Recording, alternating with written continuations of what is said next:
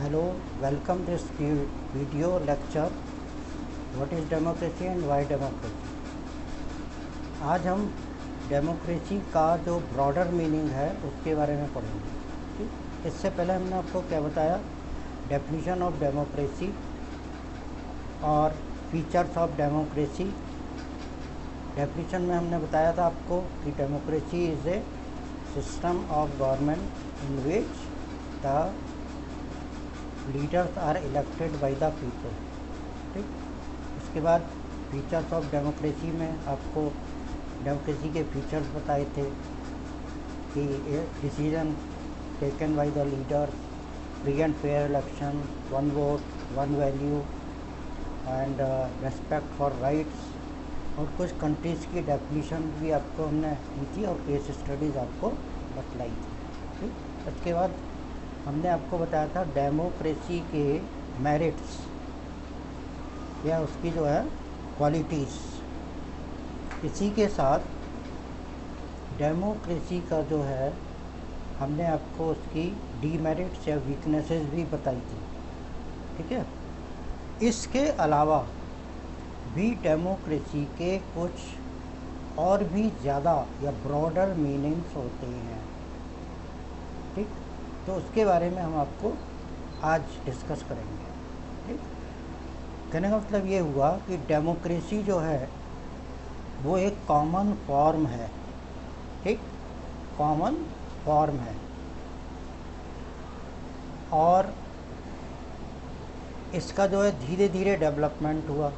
कहने का मतलब ये हुआ कि आज से 500 साल पहले डेमोक्रेसी ऐसी नहीं थी जैसे कि आज है ना, और उससे 1000 ईयर्स पहले डेमोक्रेसी आज की तरह नहीं थी। ठीक, तो धीरे धीरे जो है इस डेमोक्रेसी का फॉर्म जो है वो इवेलुएट हुई। एवोल्यूशन माने डेवलपमेंट। ठीक, ऐसा क्यों हुआ? Why the representative democracy is required at present because the increasing of population।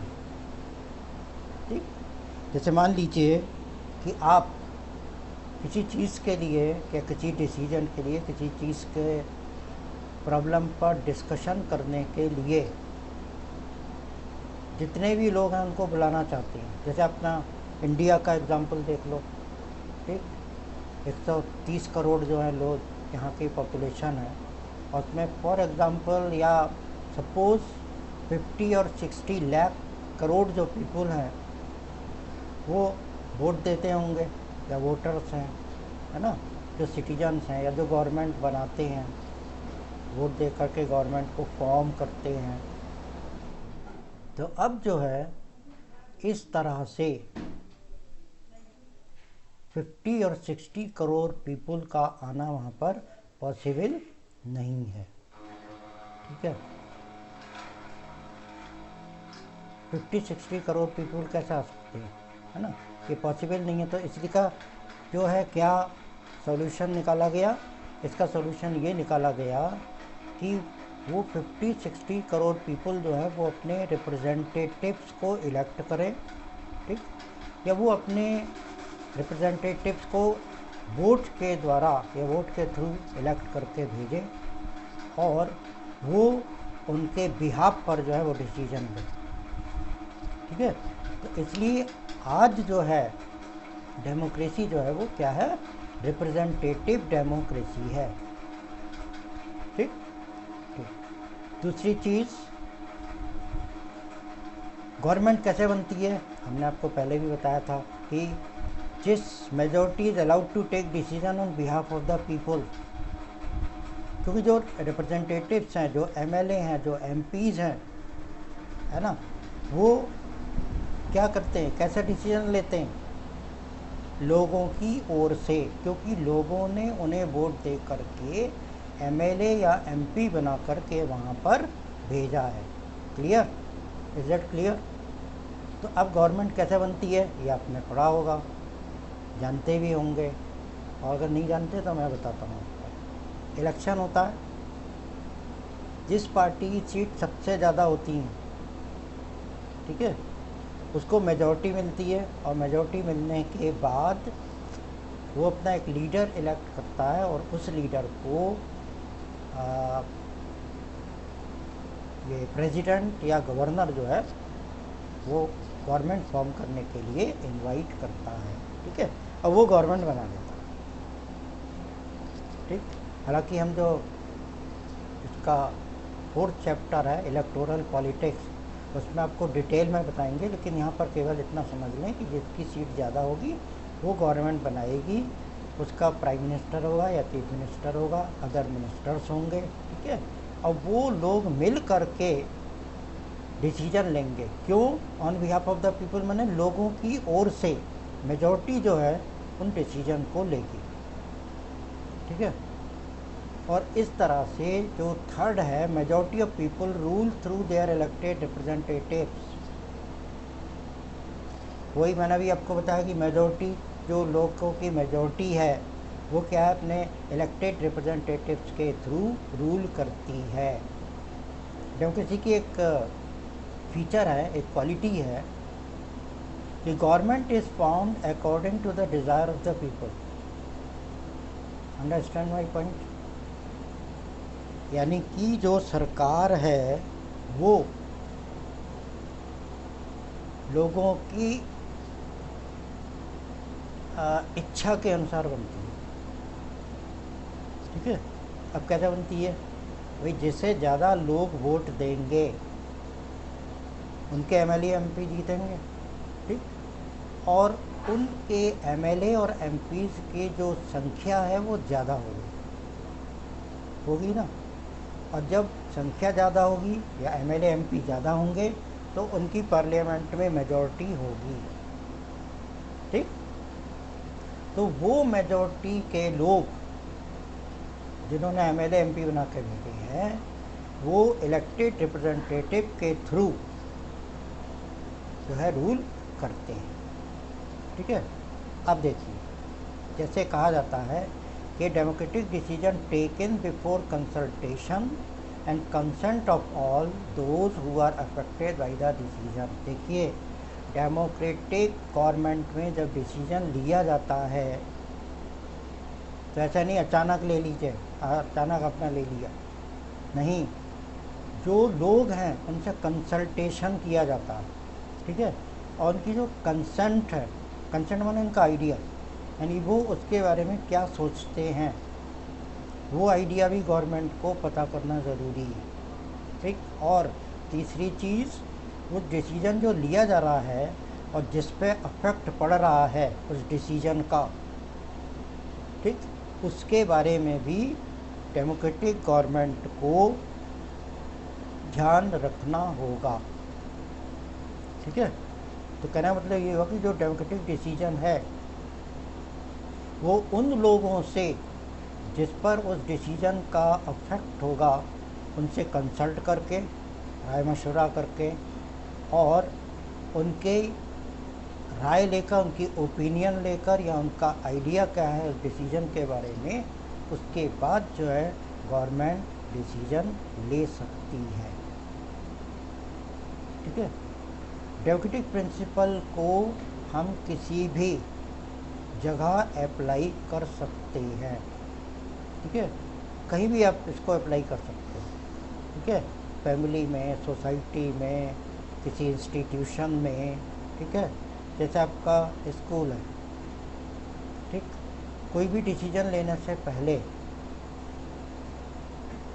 जो हेड है वो उससे अफेक्टेड जो लोग होंगे, जैसे स्टूडेंट्स हैं, टीचर्स हैं और एम्प्लॉइज़ हैं, ठीक, ये पता करके कि उस डिसीजन का उन पे क्या अफेक्ट पड़ रहा है या क्या वो उसको खुशी से एक्सेप्ट कर सकेंगे, ठीक, या उन पे कोई बुरा प्रभाव तो नहीं पड़ेगा, उनका कोई नुकसान तो नहीं होगा, ठीक। इस तरह से डेमोक्रेटिक प्रिंसिपल को जीवन के किसी भी क्षेत्र में अप्लाई किया जा सकता है।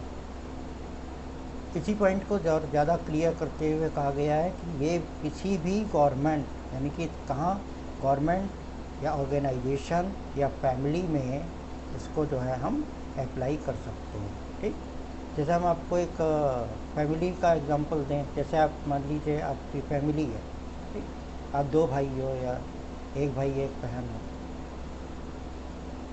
मान लीजिए कि अगर एक ही बच्चे को सारी पावर्स दे दी जाए या उसका ही ध्यान रखा जाए, तो दूसरा बच्चा जो है वो अपने को क्या करेगा, एलिनेटेड फील करेगा, या ये फील करेगा कि जो पेरेंट्स हैं वो किसी भी तरह से उसका कोई ध्यान नहीं रख रहे हैं, और वो अपने को एक तरीके से इग्नोर समझेगा।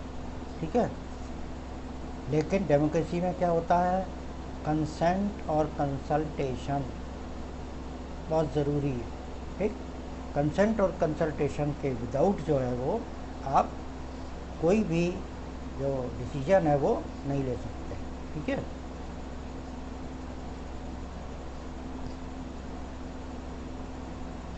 तो करना वो लिया है।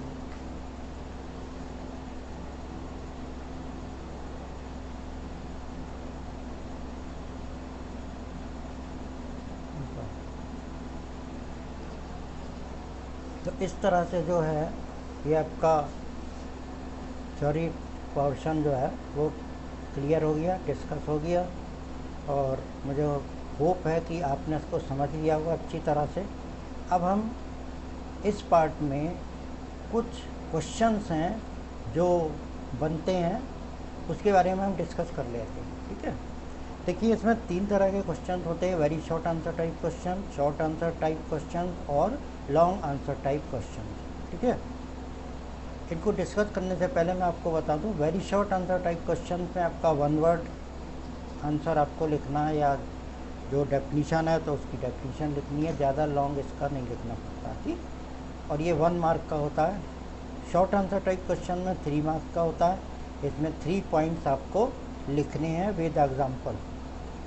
क्लियर, और लॉन्ग आंसर टाइप क्वेश्चंस में ये 5 मार्क्स का होता है, इसमें आपको 5 पॉइंट्स लिखने हैं।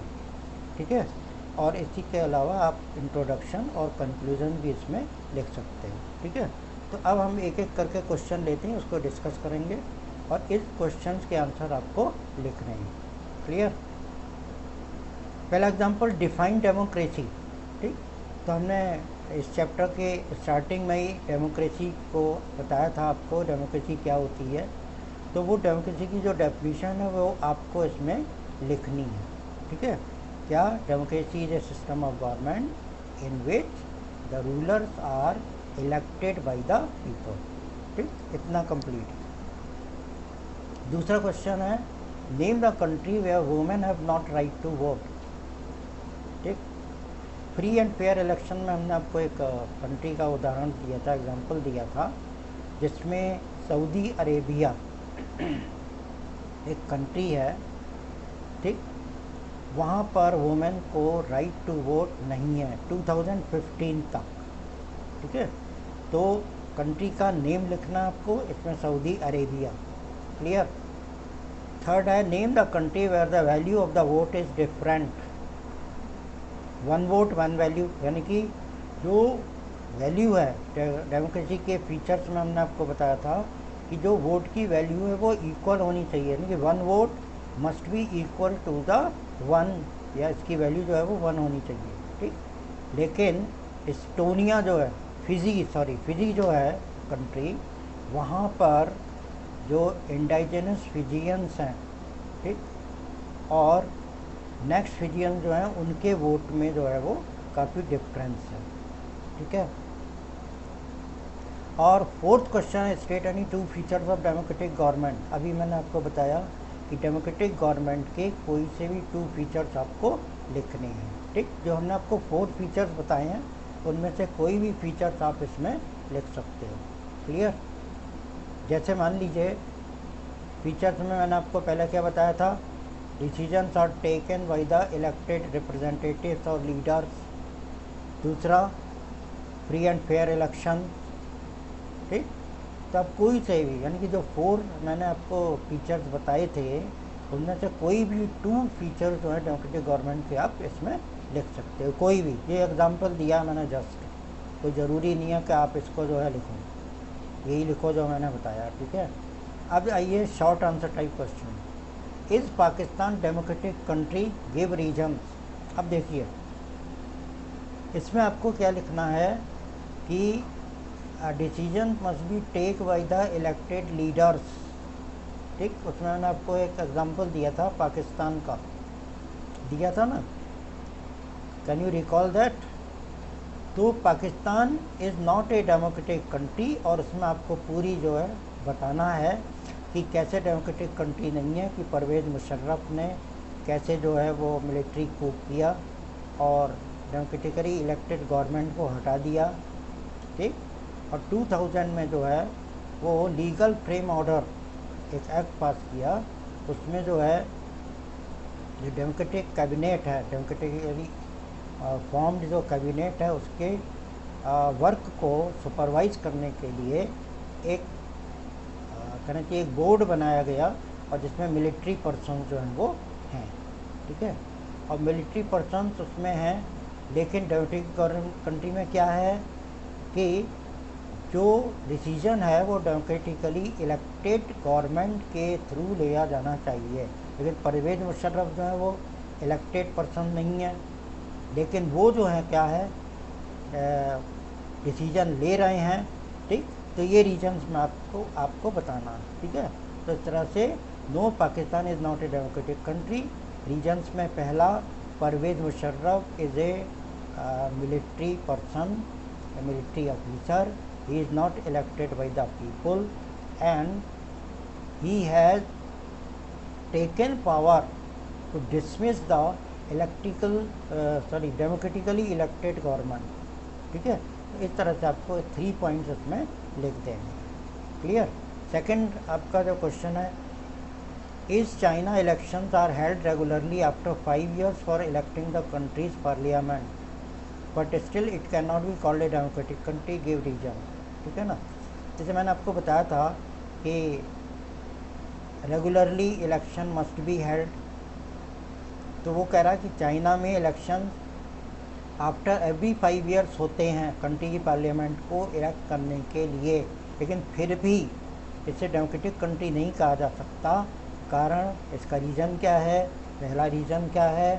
पहला रीज़न ये है कि वोटर्स हैव नो चॉइस, ठीक। और सेकंड रीज़न क्या है? सेकंड रीज़न ये है कि voters have to elect the contestants from the communist party, ठीक है, ठीक। और तीसरा क्या है? whom ever the voters elect he belongs to communist party, ठीक है।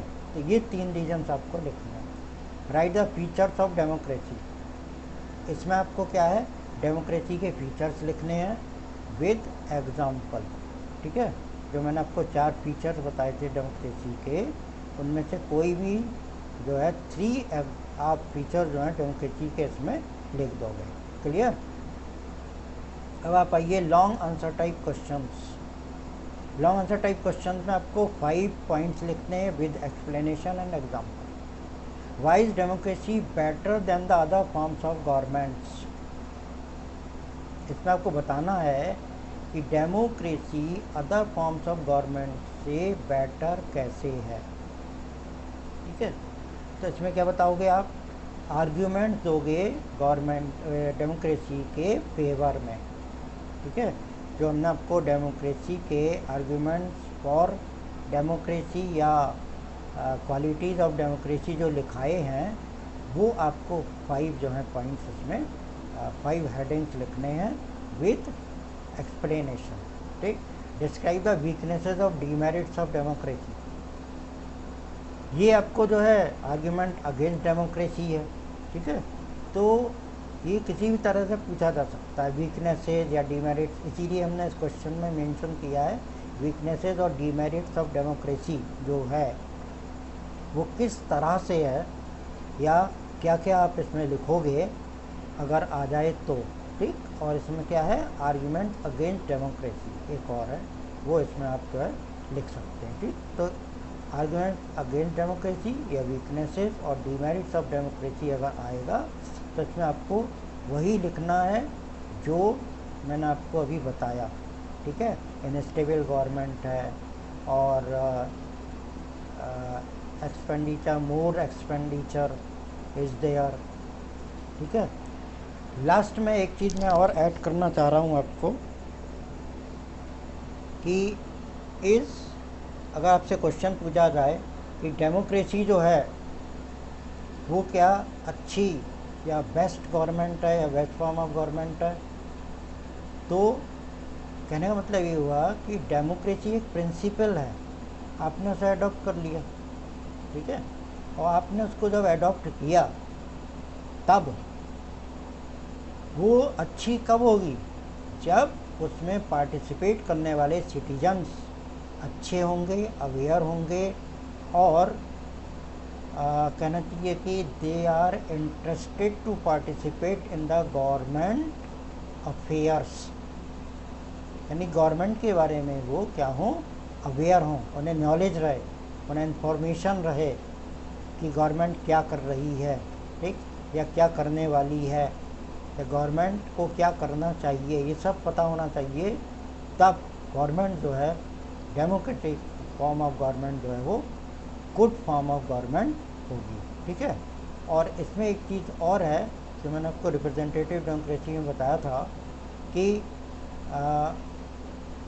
जो हमारे सिटीजन्स हैं उनमें से बहुत से लोग जो हैं, अगर आप उन्हें रोज़ बुलाओगे तो वो नहीं आ सकते, ठीक है ना। तो क्यों, उसके रीजन्स हैं, वो इंटरेस्टेड नहीं होते हैं, दूसरा वो नहीं चाहते कि वो जो है कोई डिसीजन लें, और जो इन दोनों क्वालिटी में होते भी हैं तो उनके पास क्या होता है, टाइम नहीं होता है ना।